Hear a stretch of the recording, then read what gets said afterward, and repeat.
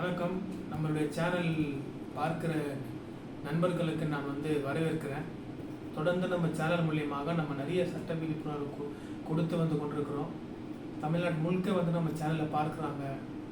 நிறைய சப்ஸ்கிரைபர்லாம் கமெண்ட்டில் சொல்கிறீங்க, அடுத்த வீடியோ போடுங்க சார், அடுத்த டாபிக் பற்றி போடுங்க. ரீசெண்டாக கூட ஒரு சகோதரர் ஆக்சிடெண்ட் கேஸ் பற்றி போடுங்கன்னு சொல்லியிருந்தீங்க. அதுக்காக தான் இந்த வீடியோ பண்ணுறேன். நான் எம்சிஓபி ஒரு ஆக்சிடென்ட் கிளைம்ஸ் எப்படி வருது, எப்படி ஒரு வாகனமோ இடிக்கிறாங்க அப்படின்னா எப்படி இன்சூரன்ஸ் கிளைம் பண்ணுறது, ஸோ என்ன அதுக்கான லீகல் ப்ராசஸ் இருக்குது, எஃப்ஐஆர் போடுறதுலேருந்து எப்படி அதை கிளைம் பண்ணுறது, ஸோ அந்த விஷயங்கள் நம்ம இந்த வீடியோவில் பார்க்க போகிறோம்.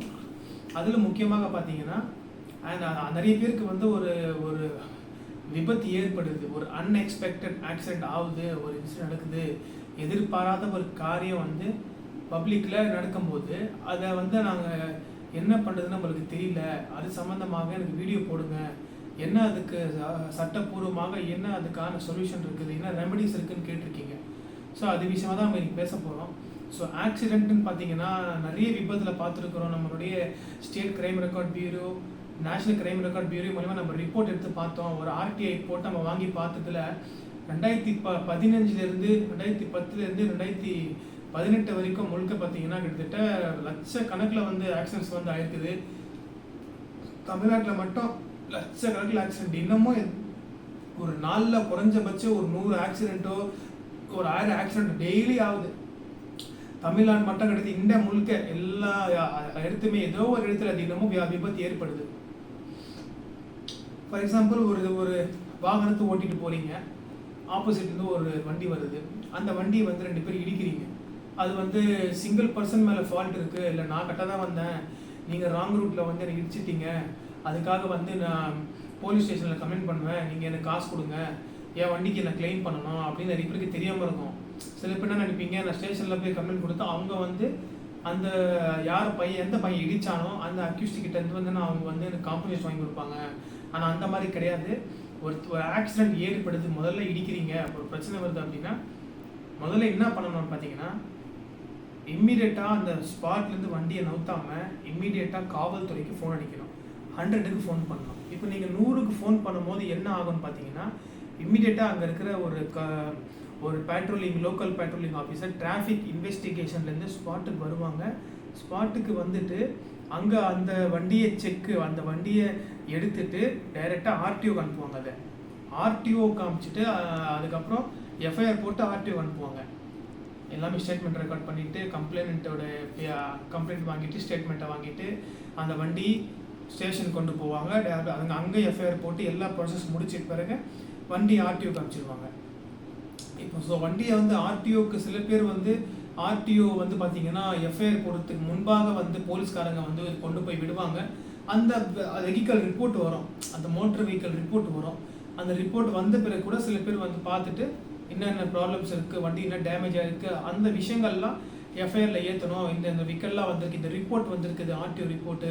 ஸோ அதுக்காக கூட சில பேர் ஹோல்டு பண்ணிவிட்டு எஃப்ஐஆர் ஹோல்ட் பண்ணிவிட்டு அந்த ரிப்போர்ட் வந்ததுக்கப்புறம் இப்போ இன்றைக்கி வண்டி கொண்டு போகிறாங்கன்னா மறுநாள் ஈவினிங் கொடுத்துருவாங்க. ஸோ வண்டியை தான் ஆர்டிஓ செக் பண்ணுவாங்க. செக் பண்ணிவிட்டு பிறகு அந்த வண்டி ரிட்டர்ன் வந்துடும். ஸோ அதை செக் பண்ணிவிட்டு அதையும் எஃப்ஐஆர் ஏதாவது இம்பார்ட்டன்ட் பாயிண்ட்ஸ் கச்சா அதை இன்க்ளூட் பண்ணணும், அதுக்காக பண்ணுறது. ஸோ முக்கியமாக பார்த்தீங்கன்னா 2வது பாயிண்ட்டு. 3வது பாயிண்ட் பார்த்தீங்கன்னா 2 பக்கமும் காம்ப்ரமைஸ் ஆகலை, அதிகமாக ரேஷ் டிரைவிங்கில் வந்துட்டாங்க அப்படின்னா ஐபிசி செக்ஷன் 279 போடுவாங்க. Rash or negligent driving 279. ஒரு சிம்பிள் ஹர்ட், நார்மலாக ஹர்ட் ஆகிருக்குன்னா 337 போடுவாங்க. கிரீவியஸ் ஹர்ட் ஆகிருந்தால் 338 போடுவாங்க. அதுக்கப்புறம் dangerous driving, drunk and driving இருந்தால் 184 மோட்டர் வெஹிக்கல் ஆக்ட் 1988 போடுவாங்க. அதுக்கப்புறம் 185 போடுவாங்க ட்ரங்க் அண்ட் டிரைவிங். அதுக்கப்புறம் 187 போடுவாங்க motor vehicle act punishment for accident 187 போடுவாங்க. ஸோ இந்த மாதிரி செக்ஷன்ஸ் ஆஃப் லாவில் பர்சன்ஸை ப்ராசிக்யூட் பண்ணி எஃப்ஐஆர் முதல் தகவல் அறிக்கை 154 சிஆர்பிசி படி எஃப்ஐஆர் தாக்கல் செய்து அந்த எஃப்ஐஆரை வச்சு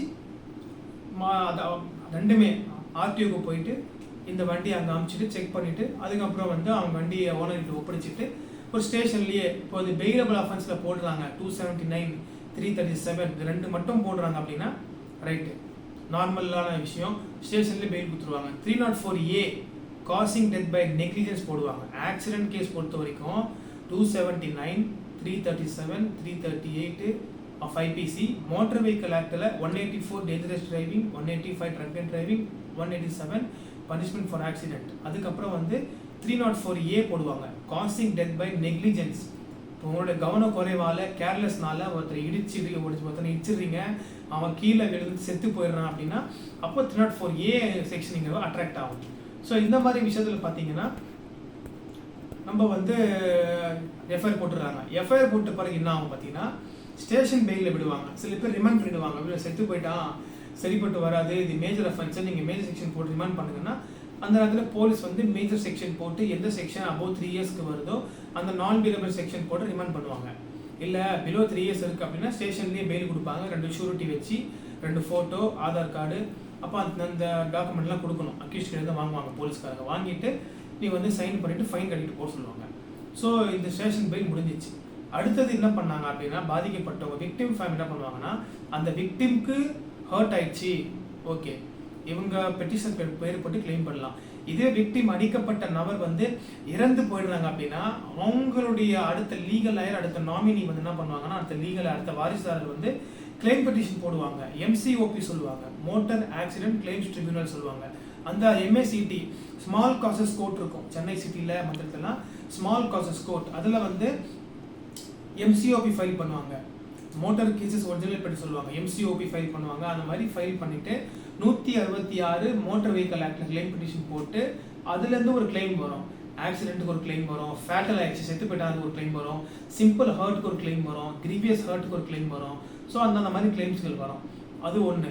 இரண்டாவது காரியம் என்னன்னா எப்படி கிளைம் பண்ணுவாங்க அப்படின்னு பார்த்தீங்கன்னா அந்த பெட்டிஷன் எப்படி ஃபைல் பண்ணுறாங்க கோர்ட்லிக்கு எதை பேஸ் பண்ணி ஃபைல் பண்ணுறாங்கன்னா இப்போ நான் கொண்டு போய் ஒரு வண்டியில் இடிச்சிட்டேன், அவனுக்கு சேதம் ஆயிடுச்சு, அப்போ என்னுடைய தேர்ட் பார்ட்டி இன்சூரன்ஸ் இருக்கும், என்னுடைய தேர்ட் பார்ட்டி இன்சூரன்ஸை வச்சு அவங்க கிளைம் பண்ணுவாங்க. பாதிக்கப்பட்டவங்களுடைய தேர்ட் பார்ட்டி இன்சூரன்ஸ், நான் எந்த கம்பெனி இன்சூரன்ஸ் பண்ணி வச்சிருக்கிறேன், எந்த இதில் வந்து நான் இன்சூரன்ஸ் கம்பெனியில் நான் இன்சூரன்ஸ் பண்ணி வச்சிருக்கணும் பண்ணுவாங்க, அங்கே கிளைம் பண்ணிக்கலாம். சப்போஸ் நான் இன்சூரன்ஸ் பண்ணலை, நான் எனக்கு இப்போ நான் வந்து உங்களுக்கு இடிச்சிட்டேன், என்னுடைய வண்டிக்கு இன்சூரன்ஸ் இல்லை, தேர்ட் பார்ட்டி இன்சூரன்ஸ் இல்லாத பட்சத்தில் நான் யார்கிட்ட கேட்குறது சார் எங்களுக்கு தெரியல அப்படின்னா நான் என்கிட்ட நீங்கள் கிளைம் பண்ண முடியும். இன்சூரன்ஸ் கம்பெனி இருந்தால் முதல்ல இன்சூரன்ஸ் கம்பெனியோட நம்ம பேர் வரும், இன்சூரன்ஸ் கம்பெனி பேர் வரும். இன்சூரன்ஸ் கம்பெனி இல்லாத பட்சத்தில் நீங்கள் என்னுடைய பேர் கன்சர்னுடைய ஒரு குறிப்பிட்ட நபருடைய பேர் போட்டு தான் நீங்கள் கிளைம் பண்ண முடியும். போட்டிங்கன்னா நீதிமன்றத்தில் வந்து நீங்கள் கொடுக்குற மெடிக்கல் எக்ஸ்பென்சஸ் எவ்வளோ அடிபட்டிருக்கு, எவ்வளோ செலவுகள் பார்த்தீங்க, உங்களுடைய ஏஜ் ஃபேக்டர் என்னது, உங்களுடைய டிபெண்டன்ஸ் எத்தனை பேர் இருக்காங்க, எத்தனை வாரிசு இருக்காங்க, என்ன தொழில் பண்ணுறீங்க, எவ்வளோ சம்பாதிக்கிறீங்கன்னு ஸோ அத்தனை ஃபேக்டையும் பார்த்துட்டு அத்தனை கிரவுண்ட்ஸையும் பார்த்துட்டு அத்தனை ரெமடிஸையும் பார்த்துட்டு அத்தனை இருக்கிற நம்ம சூழ்நிலை சுச்சுவேஷனை பார்த்துட்டு நம்ம என்னென்ன பண்ண நம்மளுடைய டிபெண்ட்டு, நம்மளுடைய வாரிசுதாரர், நம்மளை சாய்ந்து எத்தனை பேர் இருக்காங்க, எவ்வளோ சம்பாதிக்கிறோம், என்ன ஏஜ், நம்மளுக்கு ஏன்னா வியாதி இருக்குதா, எவ்வளோ மெடிக்கல் எக்ஸ்பென்ஸ் ஆகிருக்கு, இது எல்லாமே பார்த்துட்டு கோர்ட் வந்து ஒரு அமௌண்ட் ஃபிக்ஸ் பண்ணி கொடுப்பாங்க. அந்த அமௌண்ட்டில் நான் சாட்டிஸ்ஃபைட் கிடையாது. இப்போ நீங்கள் 30 லட்சம் ரூபாய் கேட்டு நீதிமன்றத்தில் ஒரு வழக்கு போட்டிருப்பீங்க, motor cases original petition MCOP போட்டிருப்பீங்க ஆக்சிடென்ட் கிளைம்க்காக. ஆனால் நான் 30 லட்ச ரூபா போட்டேன், எனக்கு 5 லட்ச ரூபாய் தான் அவார்டு கொடுத்தாங்க, நான் எப்படி சாட்டிஸ்ஃபை பண்ணி நீங்கள் அப்பீல் போகலாம். ஸ்மால் காஸ்ட் கோர்ட்டு போட்டாங்களா, நீங்கள் ஹை கோர்ட்டில் அப்பீல் போகலாம். ஸோ நீங்கள் ஹை கோர்ட்டில் அப்பீல் போகும்போது ரிவிஷன் போகலாம், ரெஃபரன்ஸ் போகலாம், ரிவ்யூ பண்ணலாம், அதே கோர்ட்டை ரிவ்யூ பண்ணலாம், இல்லை ரிவிஷன் போகலாம் ஹைகோர்ட்டில். ஸோ அந்த மாதிரி நீங்கள் பண்ணலாம். அதே கோர்ட்டில் நீங்கள் ரிவ்யூ போடலாம். இதுவே ஹைகோர்ட்டில் வந்து நீங்கள் ரிவிஷன் ஃபைல் பண்ணலாம், அப்பீல் ஃபைல் பண்ணலாம். ஸோ அந்த மாதிரி விஷயம் நிறைய இருக்குது. ஸோ என்னுடைய சேனல் உங்களுக்கு பிடிச்சிருந்தா நீங்கள் லைக் பண்ணுங்கள், ஷேர் பண்ணுங்கள், சப்ஸ்கிரைப் பண்ணுங்கள். அடுத்த வீடியோவில் நம்ம சந்திப்போம். நன்றி, வணக்கம்.